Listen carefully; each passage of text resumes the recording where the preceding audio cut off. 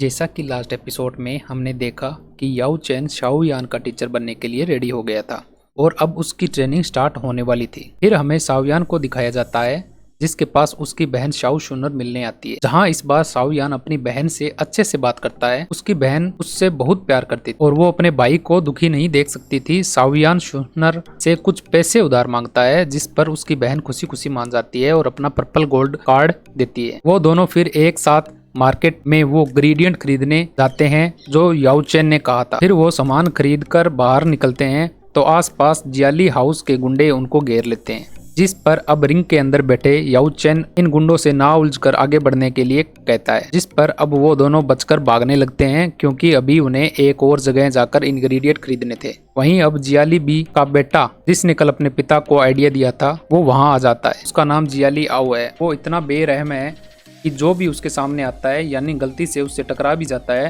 तो वो उसको तुरंत ही मरवा देता है। वहीं शाओयान अब एक दुकान पर पहुंचकर लेवल 1 की वुड कोर की मांग करता है। वो खरीदारी कर ही रहे थे कि अचानक जियाली आओ वहां आकर तबाही मचाने लगता है, जिसको रोकने अब शाओयान जाता है। वहीं जियाली आओ के आदमी चारों तरफ उसे घेर लेते हैं और अब जियाली आओ भी वहां आकर उसको मारने वाला होता है। तभी उसकी बहन शुनर वहां आकर उसे बचा लेती है।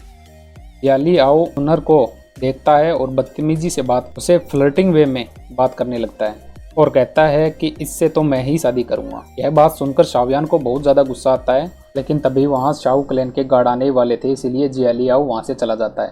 शाओयान फिर सभी इंग्रेडिएंट को लेकर ट्रेनिंग करने बैठता है और याओ चैन उन इंग्रेडिएंट को यूज करके एक लिक्विड पोर्शन बनाते हैं और शाओयान की ट्रेनिंग फिर स्टार्ट होती है। उससे पहले फायर को प्रोड्यूस करना और उसे कंट्रोल करना सीखता है। शाओयान अपनी पूरी जान लगा देता है और अच्छे से फ्लेम प्रोड्यूस कर उसे कंट्रोल भी कर लेता है, जिस पर टीचर बहुत ज़्यादा ही शौक में होते हैं क्योंकि ऐसा कर पाना लेवल 3 के लिए बहुत ही मुश्किल है। लेकिन ऐसा करते वक्त शाओयान एग्जॉस्ट हो जाता है और एकदम से खून की वॉमिटिंग करके वहीं पे बेहोश हो जाता है।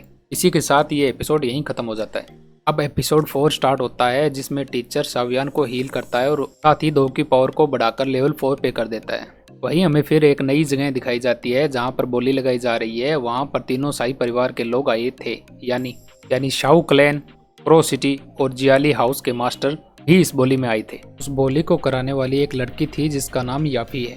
याफी का कैरेक्टर आगे आने वाले कुछ एपिसोडों में इम्पोर्टेंट किरदार निभाएगा।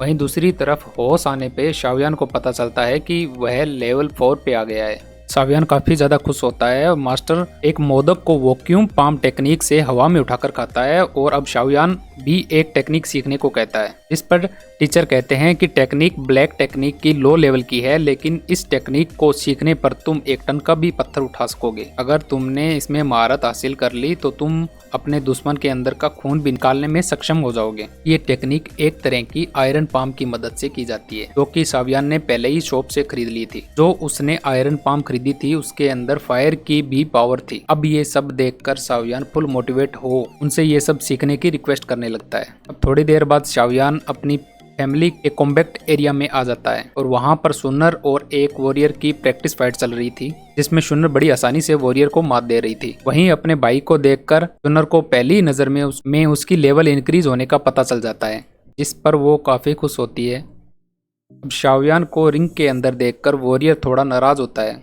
अभी भी लोग शाओयान के उस डील से नाराज थे जो कि उसने नायान के साथ की थी। उस वॉरियर का नाम जोनिंग है जो कि लेवल 8 पे है। शुनर अपने भाई को एक जगह ले जाती है और उसे एक किताब देती है जिसके अंदर लेवल 4 के वॉरियर की सारी ट्रेनिंग के बारे में लिखा था।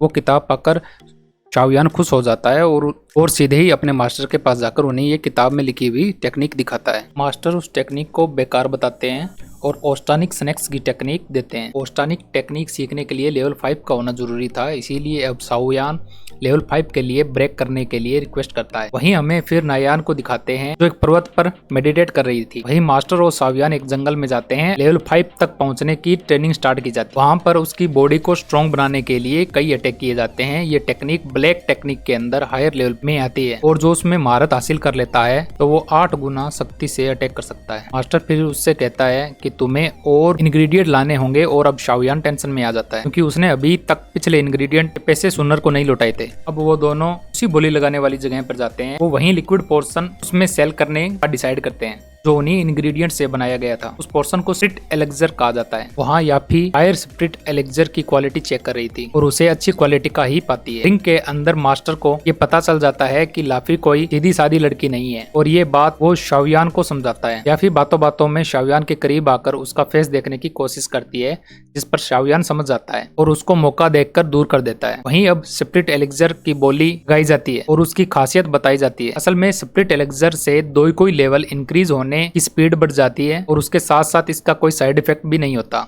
अब साइड इफेक्ट का ना होना बहुत खास बात है।